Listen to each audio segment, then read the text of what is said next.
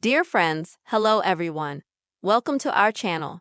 In this video, I will tell you and also show you how you can turn off red notifications in Instagram app.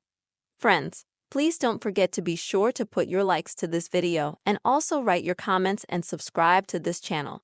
Well, let's get down to our topic with you. And first of all, please open up the Instagram app and then go to your account. Then on the top right, please click on the three bars so that you can open up the activity settings. Now scroll down a little bit and find the messages and replies to stories section.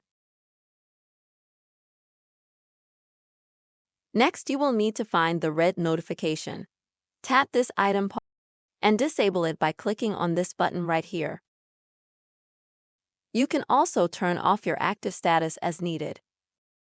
That's how very quick and easy, dear friends, you will be able to disable the red notification in Instagram. I really hope this video has helped you. Please don't forget to subscribe to our channel, put likes, and also write comments. See you soon.